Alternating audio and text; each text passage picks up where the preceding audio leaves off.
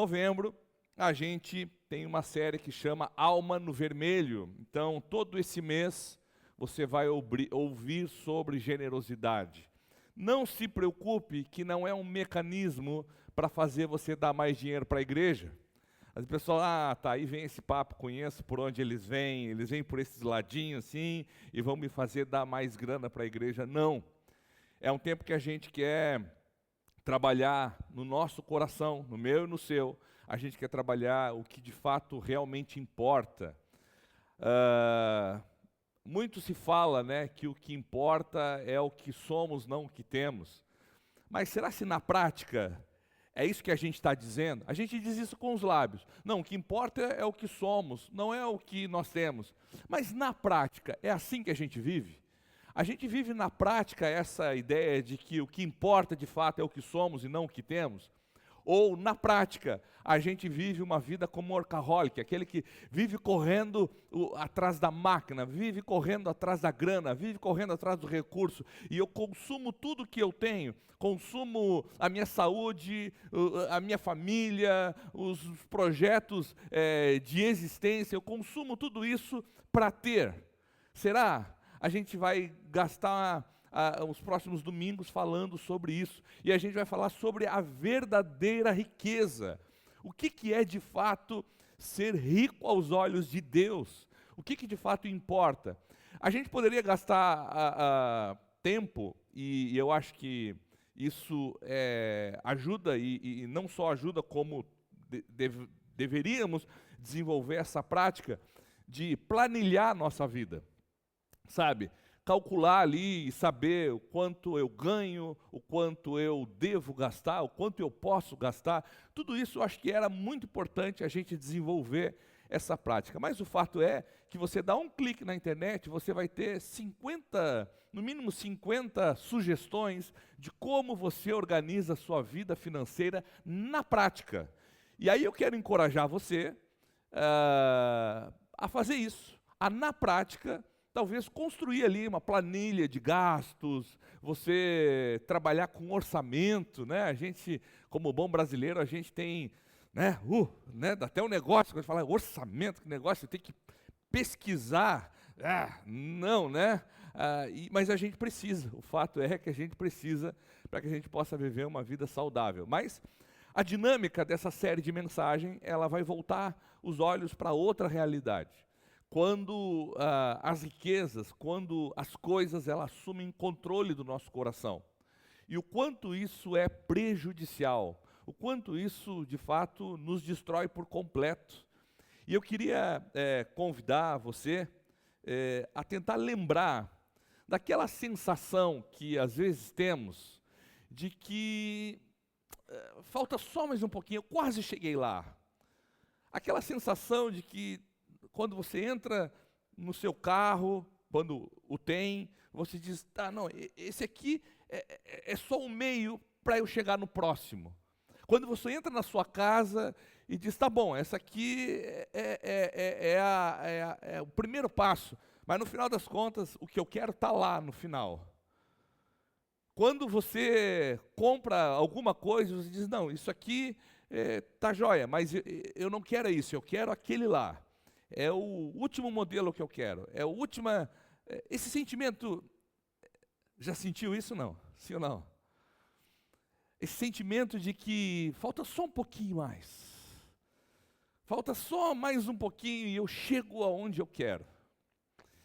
Esse sentimento que talvez você carregue aí no seu coração, de que coisas que você, enquanto era jovem, sonhava, e hoje você tem, e você percebe, não é isso que eu quero mais.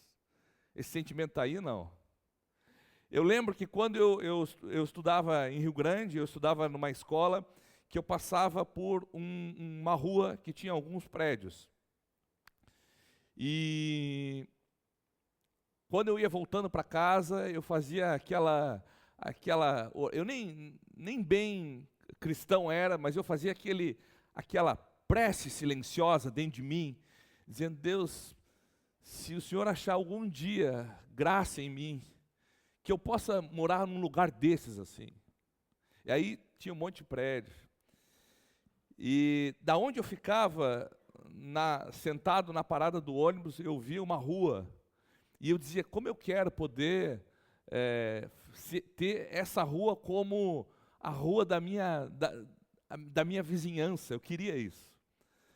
Quando eu caso, o primeiro apartamento que eu compro é naquela rua. Um apartamento no 4º andar, de um quarto, bem apertado, mas naquela rua. E no primeiro ano foi uma bênção. Mas no segundo ano a gente já começou a reclamar, dizendo, a gente precisa sair daqui para um lugar melhor, isso aqui está apertado, isso aqui é ruim. Graças a Deus eu vim embora para Pelotas, depois a gente vendeu lá. Mas o fato é que tem coisas que nós vivemos hoje, mas que lá atrás eram o nosso desejo, o nosso sonho. Um dia um repórter chegou para um camarada bem conhecido, né, pelo menos das mídias ou da história. Um repórter chegou para um camarada chamado Nelson Rockefeller. Na época era um dos mais ricos dos Estados Unidos. E aí perguntou para ele o quanto ele precisava para estar seguro. A resposta dele foi a resposta que nós damos para a maioria das coisas hoje. A resposta dele foi um pouco mais. Ele não disse um número, ele disse um pouco mais. Com certeza a pergunta do repórter era quantos milhões você precisa para estar seguro? A resposta de Rockefeller foi um pouco mais, ou seja, nunca é o suficiente para ele. De novo, nós dizemos que o que importa é o que somos, mas na prática, muitas vezes o que temos está conduzindo a nossa vida, ou o que nós não temos está conduzindo a nossa vida. Aquilo que nós gostaríamos de ter e não temos é aquilo que está conduzindo a nossa jornada. A gente está sacrificando um tanto de coisa por coisas que ainda não temos. E é sobre isso que a gente vai trabalhar esses próximos domingos, aonde o tema dessa série é alma no vermelho. Uma alma atribulada, uma alma que está angustiada, uma alma que está sempre acelerada. Você já ouviu essa história em algum lugar? Talvez não com você, né? Mas alguém que você conhece vive assim. E eu queria convidar você, no primeiro momento, a abrir comigo na carta de Paulo a Timóteo. Então, 1 Timóteo, abra comigo aí, 1 Timóteo, a gente vai ler o verso 6 do capítulo 6. 1 Timóteo 6:6 vai estar projetado aqui.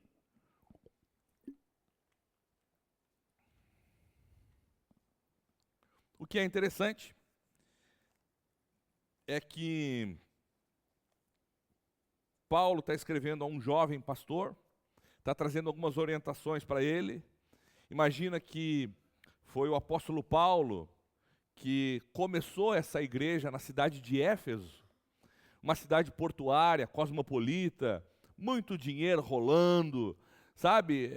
Sabe aquela cidade assim típica, aonde tem muito recurso, muito trabalho, muita condição de ascender profissionalmente, de você ganhar dinheiro? Era Éfeso. Éfeso era essa cidade. E aí Paulo começa uma igreja lá e deixa Timóteo. E aí passa um tempo, Paulo percebe que Timóteo começa a ter problemas. Paulo começa a escrever para Timóteo, trazendo algumas orientações para o seu jovem pupilo, seu jovem aluno. E dentre essas orientações, Paulo começa a trazer orientações para ele acerca de dinheiro. Por quê? Porque começa a acontecer naquela igreja que algumas pessoas começam a se valer da fé para ganhar dinheiro. Você já ouviu essa história em algum lugar? Acontece muito, né? Começam a se valer da palavra de Deus, ou supostamente da palavra que supostamente era a palavra de Deus, para um meio de ganho. Então, acontece em cidades onde existe muita prosperidade, muito recurso, todo mundo quer ganhar, e todo mundo quer ganhar no padrão. Eu vivi uma realidade há uns anos atrás, na cidade de Rio Grande, daquele boom econômico vocês lembram do polo naval? Quem lembra? Quem não é daqui, pelo menos um pouco ouviu falar sobre isso. E aí eu lembro que você não conseguia, você ia em qualquer restaurante, era um valor tabelado, assim, altíssimo. Podia ser o pior restaurante da cidade, porque não havia mais aquele princípio assim de que, não, olha, eu estou entregando X, esse X que eu estou entregando, ele vale X, então, é um princípio ético até, né, do que você... Não, se o fulano está ganhando, eu tenho que ganhar também. Então, eu atiro lá em cima, e aí, às vezes, cidades como essa, como Efésio, acontecia exatamente isso. Então, está todo mundo ganhando, aí está o camarada lá, ele está servindo na comunidade da fé, ele está servindo na igreja, e ele olha para fora e ele diz, mas para aí, está todo mundo bem? Eu preciso estar bem também? Eu preciso estar ganhando também? E aí ele começa a usar a fé para manipular as pessoas e começa a tirar dinheiro das pessoas. Esse é o contexto onde Paulo escreve para Timóteo dizendo, cara, puxa as rédeas, porque a coisa está tomando esse rumo. E aí nós chegamos ao verso 6, onde Paulo diz, de fato, a piedade com contentamento é grande fonte de lucro. Quando a frase começa com de fato, é porque ele está falando alguma coisa importante antes. E eu quero convidar você para gastar alguns segundos comigo, e eu vou ler o que ele está dizendo antes. Verso 3, do mesmo capítulo 6, ele diz assim, se alguém ensina falsas doutrinas e não concorda com a sã doutrina de nosso Senhor Jesus Cristo, é como o ensino que é segundo... faltei alguma coisa.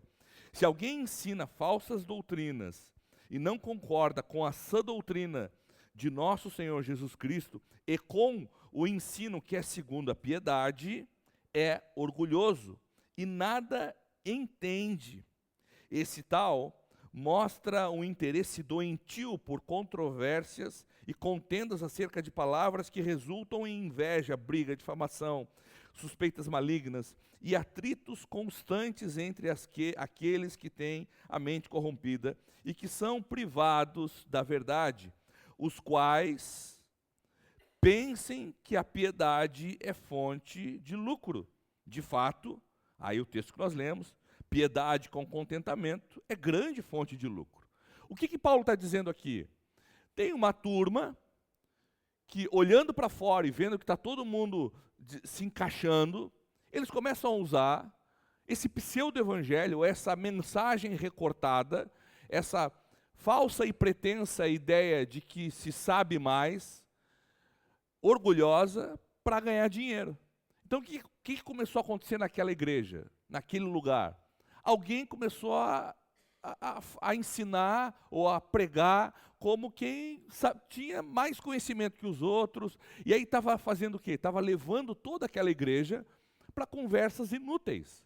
Então eles ficavam discutindo lá o sexo dos anjos, ficavam discutindo bobagens que não construíam o caráter de ninguém, que não amadurecia ninguém, que não levava ninguém a lugar nenhum. Era só, sabe, conversas que mantinham as pessoas falando bobagem, falando bobagem, falando bobagem. E aí vem a orientação de Deus dizendo, não, para aí. Vocês estão confundindo as coisas. E aí Paulo diz para Timóteo, olha, essa aparência de piedade, ou essa piedade, e aqui eu quero abrir alguns parênteses para a gente entender do que está acontecendo. Quando a Bíblia está falando de piedade, quando eu digo para você, seja piedoso, o que automaticamente você entende assim? Praticamente a gente entende, seja misericordioso, seja alguém compassivo com o outro, não é isso que a gente entende na maior parte das vezes? Mas a palavra piedade na Bíblia não quer dizer isso. Só no nosso contexto latino que a palavra piedade quer dizer isso. Em qualquer outro contexto do mundo, a palavra piedade não diz isso. E eu fiz questão de anotar, primeiro porque a palavra piedade, no grego lá, é a palavra eusébia. E essa palavra eusébia, ela tem como tradução literal, assim, você traduz ela para uma vida de adoração correta. Uma vida centrada em princípios corretos. Quando a Bíblia está falando de piedade, e ela está dizendo que, de fato, a piedade com contentamento é fonte de lucro, ela está dizendo que a fonte de lucro é uma vida centrada nos princípios corretos. Se a gente lê a partir da nossa cultura latina, a gente está lendo e dizendo que o dar esmolas, o ser compassivo, o ser, sabe, isso é fonte de lucro. E a gente sabe que em muitas situações isso acontece. Mas a grande questão aqui, que a orientação bíblica, que essa piedade que a Bíblia está falando, que você vai encontrar lá em Tito, em 1 Pedro, em Tiago, em inúmeros lugares das Sagradas Escrituras, essa palavra vai aparecer novamente, é esse sentimento ou essa postura de uma vida centrada em Deus. Maturidade para um cristão é ser piedoso. O que é um cristão ser maduro? Ser piedoso. Amém? Ser piedoso é o quê? É ter a sua vida centrada em Jesus Cristo e nos seus princípios, na sua palavra. Isso é maturidade cristã. Maturidade cristã não é a gente ter anos de caminhada de fé.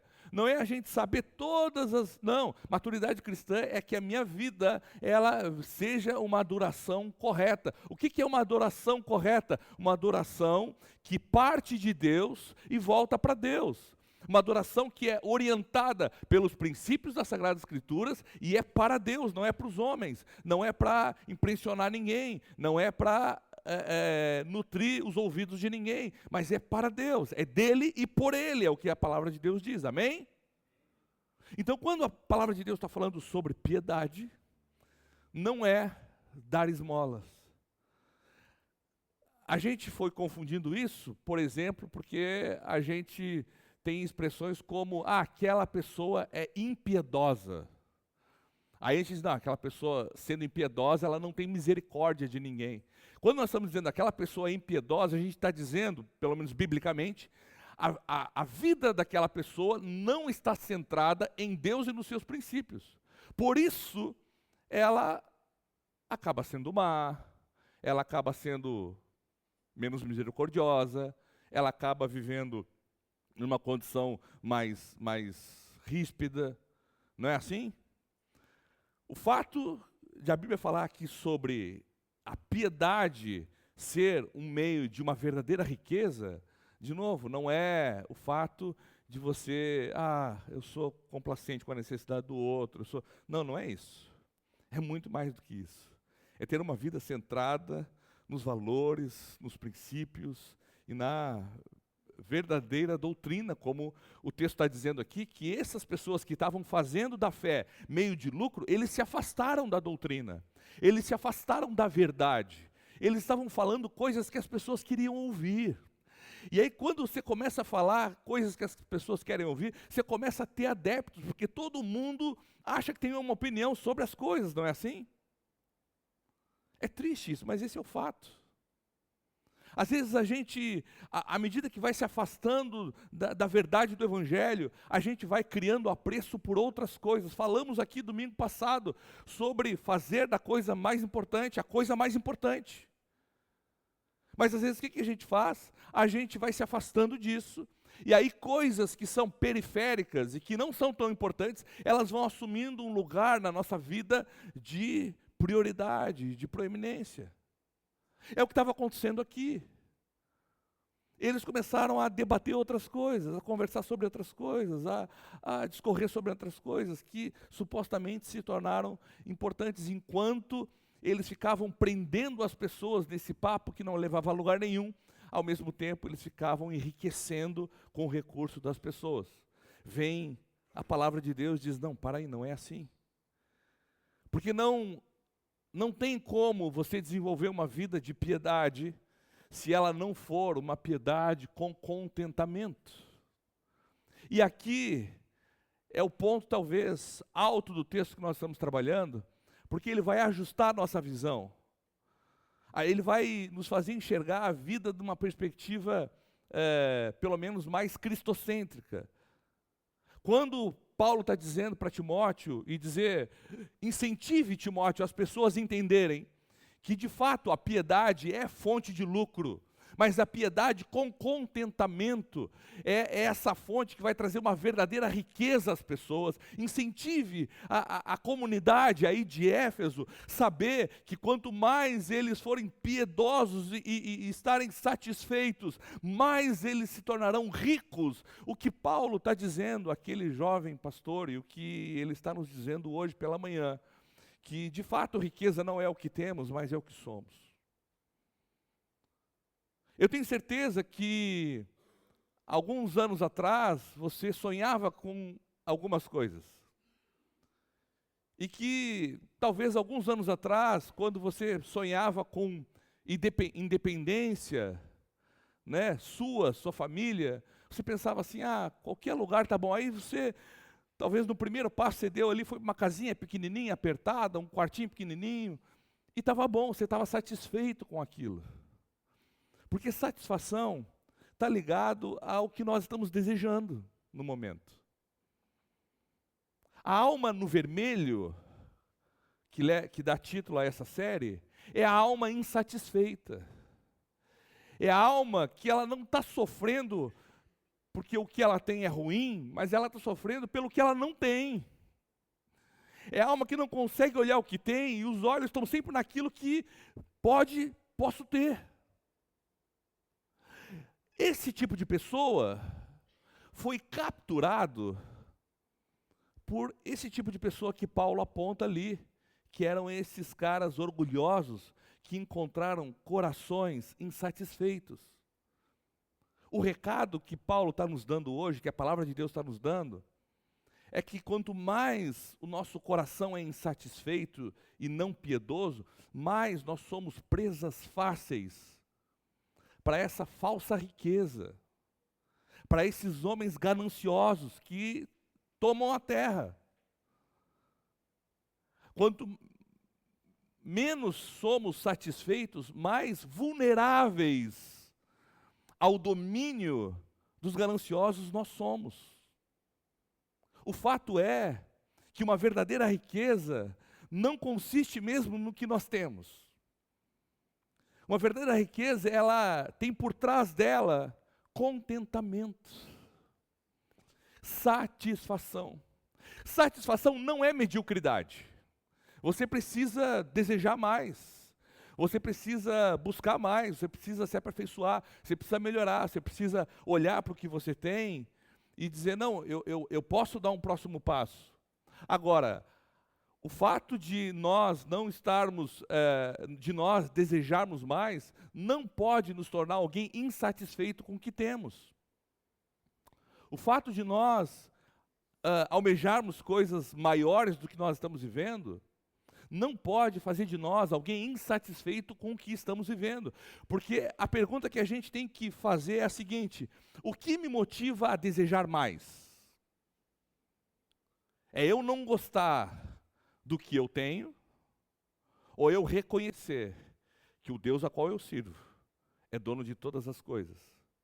E todo e qualquer limite que eu encontro são limites que são impostos talvez por mim mesmo. Porque Ele é dono de todas as coisas. Porque Ele tem muito mais para me dar. Porque a verdade é o que nós encontramos nesse texto, o que muitas vezes nós encontramos no nosso coração. Que a motivação para nós alcançarmos outras coisas é a insatisfação com o que temos. É a falta de contentamento. Só que a falta de contentamento, como eu disse, nos faz presas fáceis.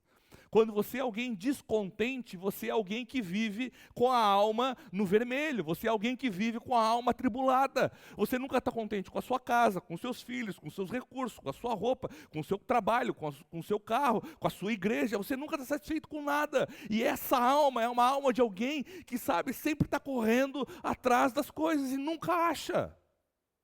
Já viveu essa história? Ou já ouviu falar nessa história? Ou já ouviu alguém vivendo essa história?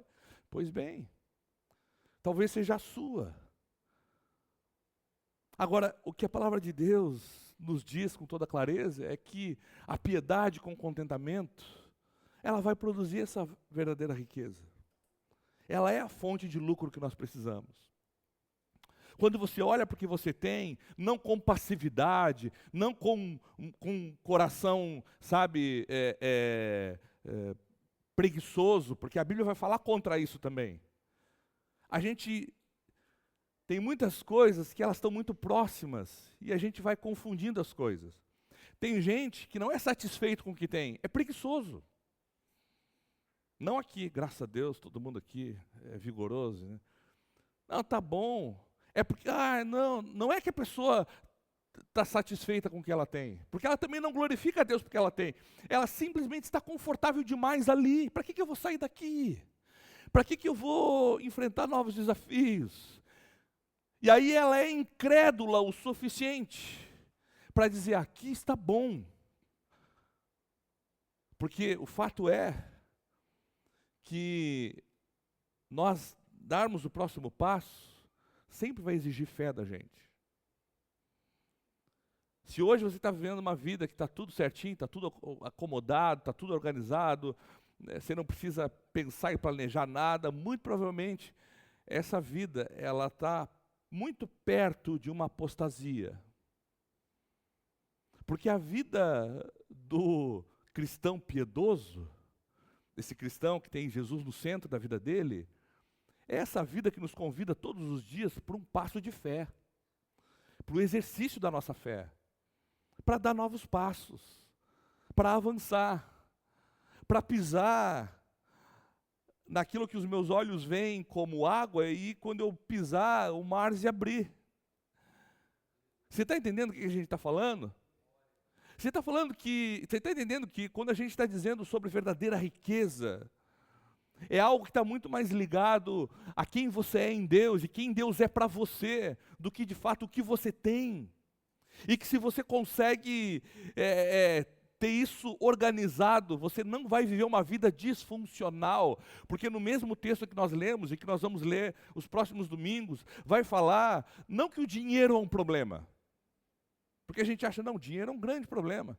Não, a Bíblia vai dizer que o amor ao dinheiro é um problema. O amor ao dinheiro produz um sentimento disfuncional na nossa vida. Quando a gente ama o dinheiro, mais do que a nossa família, mais do que a nossa saúde, mais do que a fé, mais do que o nosso Salvador. Isso vai produzir em nós uma disfuncionalidade. A gente vai funcionar errado. E quem funciona errado dura menos. Quem funciona errado prejudica mais. Quem funciona errado está longe do sentido. Ela não reflete o que era para refletir. Você está entendendo? Sim ou não?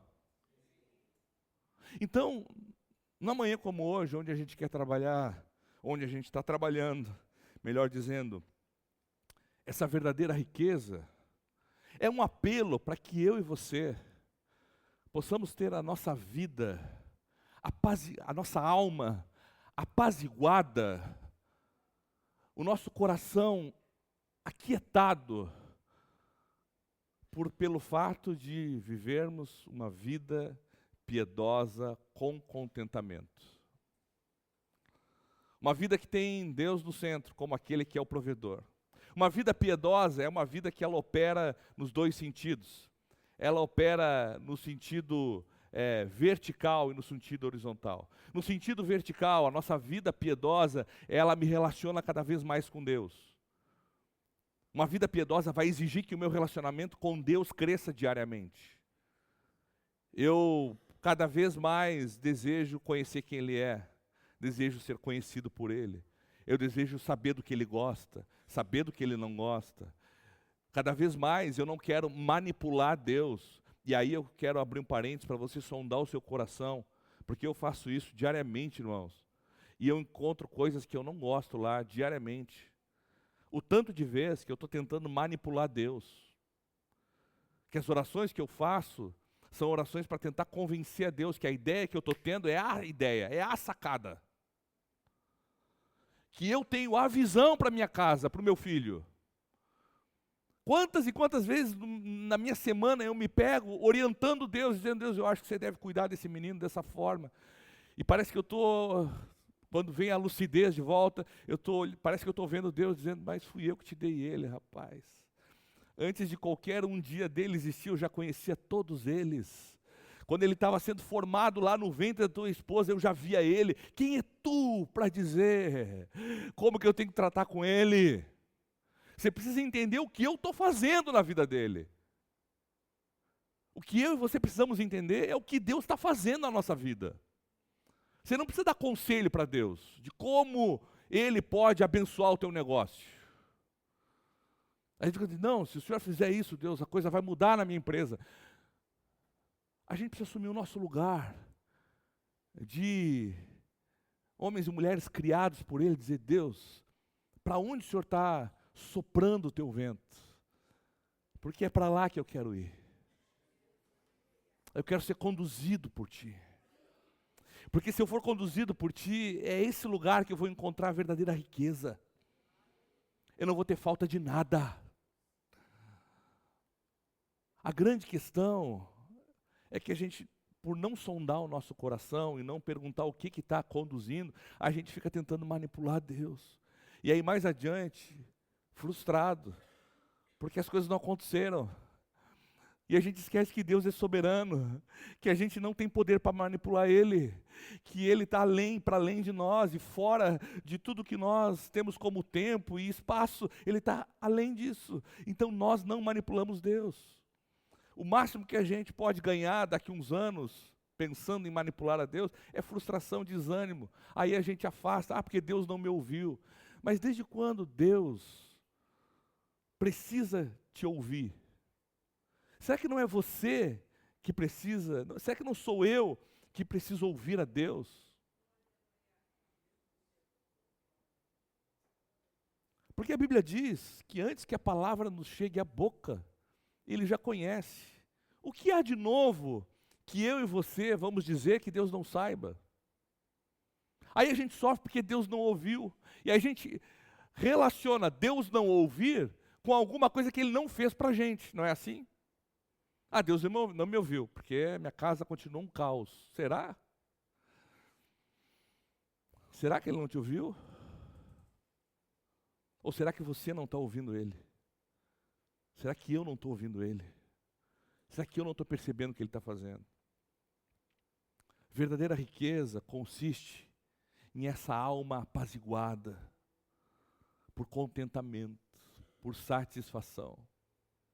Como eu falei, não é mediocridade, não é falta de ambição. Ambição não é pecado, gente. Ganância, sim. Ambição não é pecado.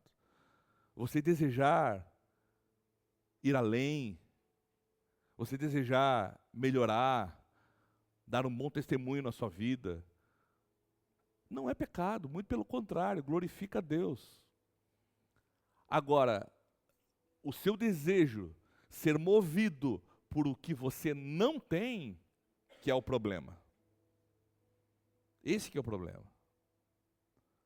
Porque qual seria o desejo que nos deve nos mover? Ou pelo menos o sentimento que deve nos mover? Senhor, cheguei até aqui. Até aqui o Senhor já me deu a conhecer. Glória a Deus, porque eu já cheguei até aqui. Mas a Tua palavra diz que são coisas maiores que me esperam. Coisas que o meu olho não viu, que a minha mente não compreendeu. Então eu aguardo o próximo passo, porque o teu caráter, a tua característica é de me levar sempre a novas experiências, a novos níveis. Eu não estou indo para lá porque eu estou insatisfeito com aqui. Se a minha vida acabasse aqui, amém, mas não acaba aqui porque eu sei quem o Senhor é, não o meu potencial. Não é o que eu posso, mas é o que o Senhor pode. Por isso eu vou adiante. Por isso eu quero dar o próximo passo. A ambição de estar no centro da vontade de Deus. Não é a frustração que me move. Não é a insatisfação que me move. Quantos de nós mudam porque está ruim? E essa é a pior motivação para mudar. Mudar porque está ruim. Quantos casamentos acabam só porque está ruim? Quantas pessoas mudam de lugares porque aquela cidade está ruim? E a gente esquece que Deus nos planta nessa terra como resposta a coisas ruins, como remédio para o enfermo, como luz para as trevas, como alimento para o faminto, água para o sedento. Então, se tem lugar, e agora você vai correr daqui, se tem lugar que eu e você somos chamados para estar, é em lugares ruins. O verdadeiro cristão, ele sabe que existe como uma resposta. Caso contrário, eu e você já estava no céu, irmão. Se eu e você não tivesse nada para fazer aqui, nós já estávamos na glória, curtindo com os anjos lá, adorando o Senhor. Mas se eu e você estamos aqui, é porque tem um monte de pendenga que a gente pode responder. Porque à medida que nós estamos caminhando, nós estamos piedosamente caminhando no centro da vontade de Deus, adorando da forma correta, sendo piedosos, adorando da forma correta. O que é adorar da forma correta? Jesus ele vai ensinar que o que a tua mão direita dá, a esquerda não precisa ficar sabendo. Não precisa fazer selfie. Você vai orar por alguém, não precisa levantar a cabeça para ver se os outros estão olhando você orar. Não precisa. Nada disso. A adoração correta é a adoração que rende louvores a Deus. Imagina você poder servir pessoas e o resultado do que você serve para as pessoas é as pessoas dizerem para você: olha, eu conhecia Deus, mas agora eu amo Ele, porque eu vi como Ele usou pessoas para me abençoar, para tocar minha vida. Essa é a adoração que Deus espera de mim e de você. Essa é a forma de eu e você sermos generosos. Essa é a forma de eu e você vivermos uma verdadeira riqueza. É uma riqueza que ela piedosamente se esconde de uma vida de contentamento. Uma vida que sabe, bom, até aqui eu cheguei porque Deus me trouxe, e todos os passos que eu vou dar, subsequentes a esse aqui, é porque Deus vai me conduzir, não é a insatisfação que vai me levar a ser melhor. A verdade é que se nós olharmos para as nossas casas,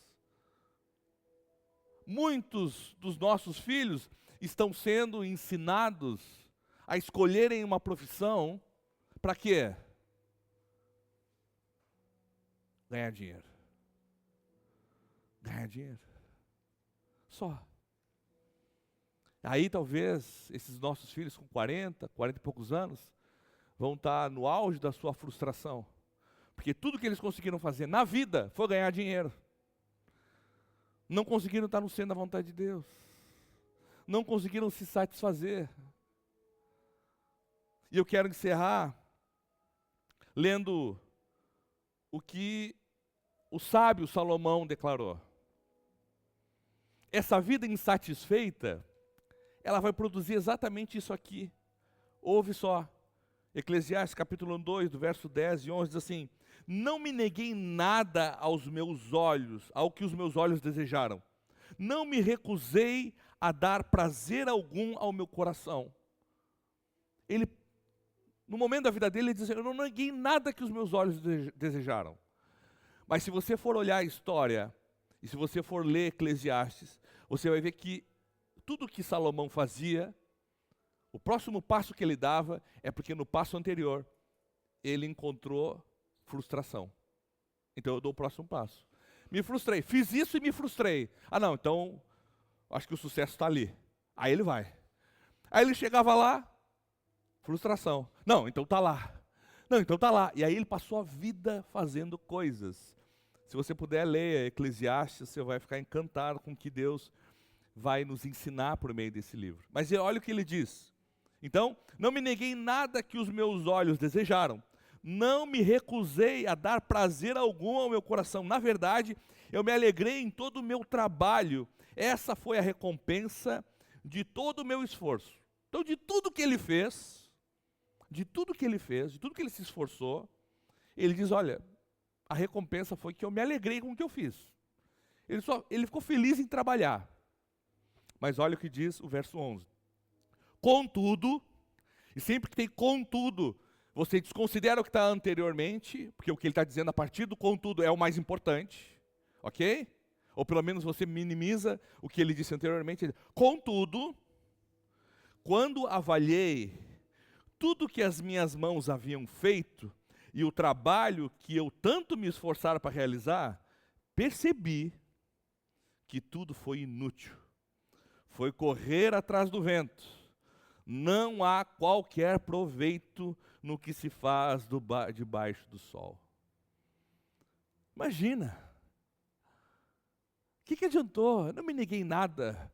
O que eu almejei, eu corri atrás, suei, trabalhei. Uau, vamos lá, vou conquistar. Aí chegou lá.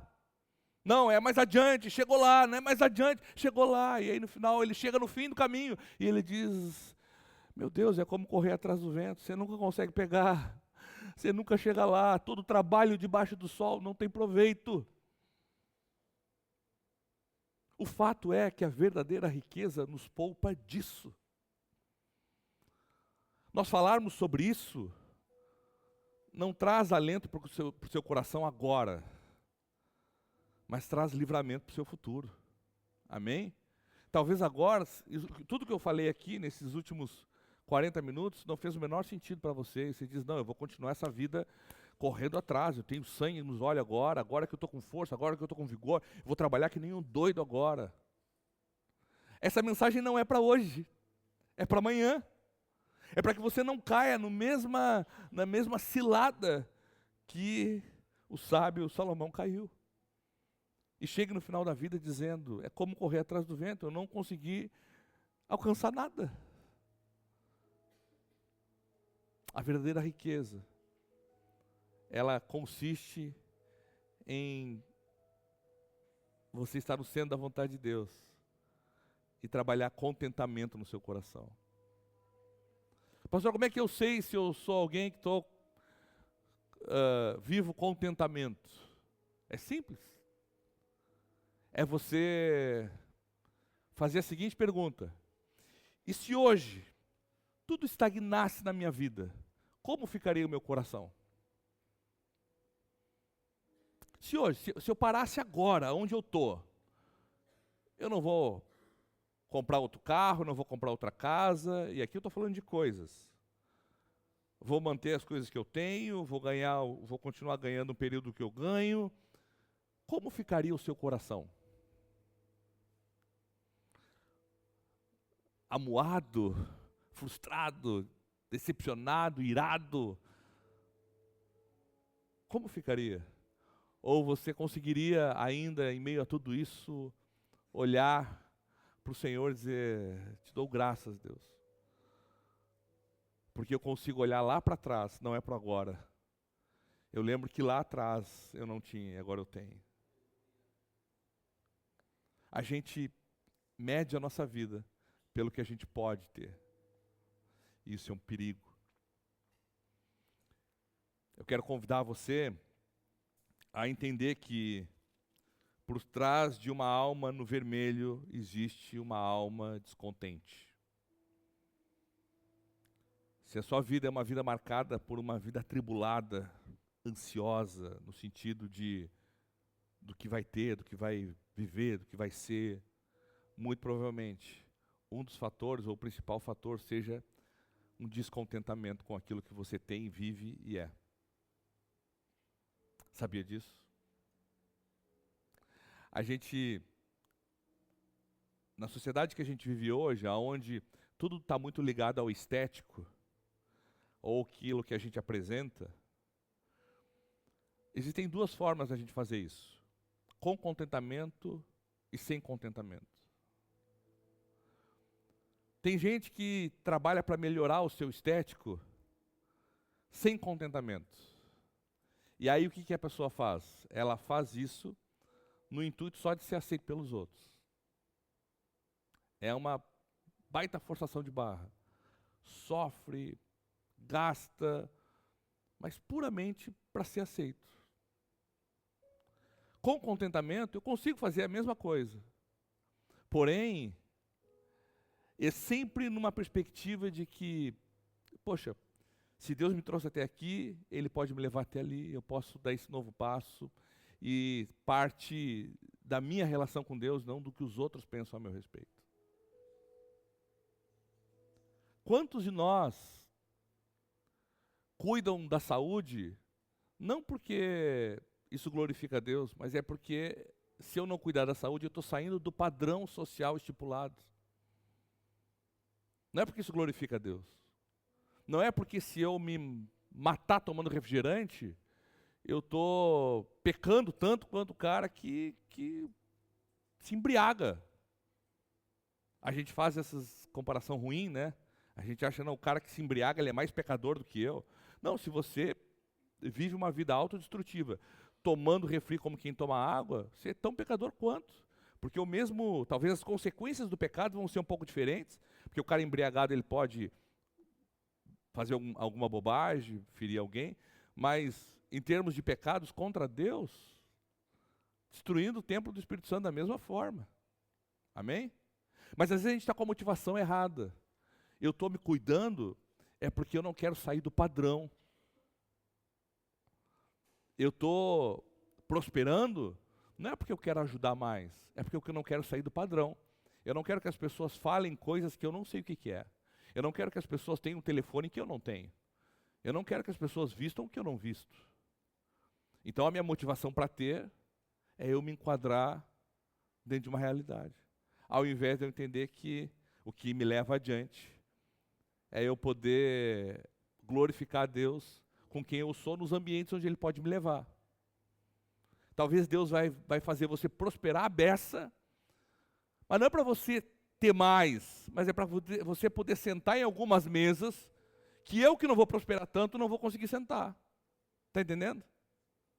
Para você falar com pessoas que talvez eu não vou conseguir falar. Mas aonde é que está o alvo disso? Sempre para a glória de Deus. É revelar Jesus. Não é satisfação pessoal. Eu quero convidar você a, nesses próximos domingos, sondar o seu coração. Vão ser domingos onde nós vamos ser confrontados em áreas que a gente costuma não querer mexer.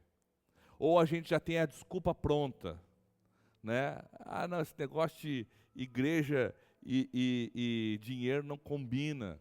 É só para dar problema, só para as pessoas tirar dinheiro das pessoas, só para os pastores tirar dinheiro das pessoas. Eu quero convidar você a, nesses dias, olhar para o seu coração, olhar para a sua vida. O que tem conduzido você ao próximo passo? É a piedade com contentamento? Ou é a ganância, a frustração, o desânimo, a decepção com que você tem? É você não poder se encaixar no padrão dos outros. Se é isso, irmão, está tudo errado. E você vai sofrer. Vai ser como o sábio disse, vai ser como correr atrás do vento. Porque talvez você, com muito esforço, você pode até chegar lá. Você pode até adquirir coisas. Mas você vai chegar e vai dizer, é vaidade, é correr atrás do vento. Amém? Você pode ficar de pé?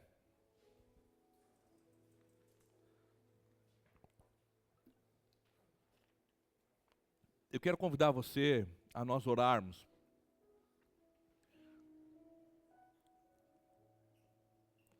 E esse é um tema que a gente precisa sempre ter muito cuidado, porque ele é um tema sedutor. Dinheiro é sedutor. A gente se tornar alguém que ama o dinheiro é muito fácil. A gente conseguir colocar preço nas coisas é muito fácil. A gente vive uma sociedade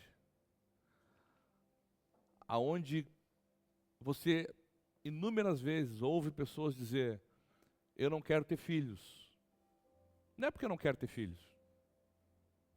É porque filho custa.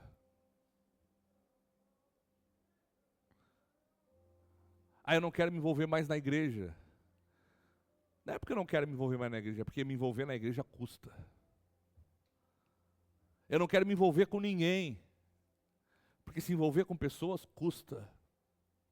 Custa tempo, custa dedicação, às vezes vai custar dinheiro. Você lembra do bom samaritano? Um samaritano. Ele não era um religioso padrão da época, ele era um samaritano. Ele viu alguém precisando. E ele deu um passo para se envolver com aquele cara. Quando ele deu um passo para se envolver com aquele cara, tomou tempo, precisou ele colocar os relacionamentos dele em jogo, porque ele levou ele numa estalagem. Ele precisou pagar pela estadia daquele cara. Viver uma vida piedosa, viver uma vida no centro da vontade de Deus, custa. E custa caro. Só que o céu custa mais caro ainda. E o preço foi pago. E não foi pago nem por mim, nem por você. Está entendendo a sacada? O que eu e você já temos, custou muito mais caro do que qualquer coisa que nós possamos entregar. Nós entregamos tudo hoje, porque o mais caro já foi pago. O céu que nos aguarda, onde nosso Senhor está preparando para nós um aposento, esse céu foi comprado pelo sangue precioso de Jesus, que eu e você não teríamos a condição de pagar. Então, embora viver uma vida piedosa, aos olhos dos homens é caro, aos olhos de Deus não custa nada, porque o mais caro foi enviar seu filho, como ovelha muda que vai ao matador, para morrer por pecadores e pecadoras, que estavam de costas voltadas para o Senhor. E ainda assim Ele entregou. Feche seus olhos. Nos rendemos a Ti, Senhor, nessa manhã, nos rendemos à Tua palavra, nos rendemos ao agir glorioso do Teu Espírito Santo. Te pedimos nessa manhã, Deus, toma os nossos corações com Tua presença. Pai, todo orgulho, vaidade, soberba, arrogância do nosso coração caia por terra, sejamos nessa manhã confrontados pela Tua palavra. Ah, Deus, mas também por essa mesma palavra, sejamos nós inspirados, sejamos nós alimentados, sejamos nós encorajados. Deus, eu sei que há pessoas aqui nesse lugar que precisam de um socorro Teu. Ah, Senhor, há pessoas aqui que estão com sua alma no vermelho, que estão, Senhor, desesperadas, angustiadas, pessoas que estão aqui nessa manhã, Senhor, atribuladas de tantos desafios que têm, de tantas frustrações que carregam, ah, Senhor, se sentindo inadequadas. E nessa hora, Senhor, diante de tudo isso, eu sei que a Tua palavra brada e põe tudo em ordem, e nós podemos entender que contentamento não é nós nos moldarmos a um pensamento medíocre, mas contentamento é saber que tudo que temos até aqui foi o Senhor que nos deu, e se o Senhor nos permitir ter mais, é porque o Senhor pode, é porque o Teu caráter é um caráter de generosidade, um dos Teus atributos é claramente bondade. Nós Te pedimos nessa manhã, Senhor, nós pedimos nessa manhã que o nosso coração seja conduzido pela Tua palavra. A maturidade de um cristão é uma vida piedosa. Nos ensina, Senhor, a ter o Senhor como centro da nossa existência. Nos ensina a entender que tudo que temos, Deus, vem de Ti. Ah, Senhor, nos ensina a entender nessa manhã, Pai. Nós pedimos no nome de Jesus Cristo. Fala conosco, fala conosco. Aquece os nossos corações. Senhor, em nome de Jesus, em nome de Jesus, em nome de Jesus. Aleluia.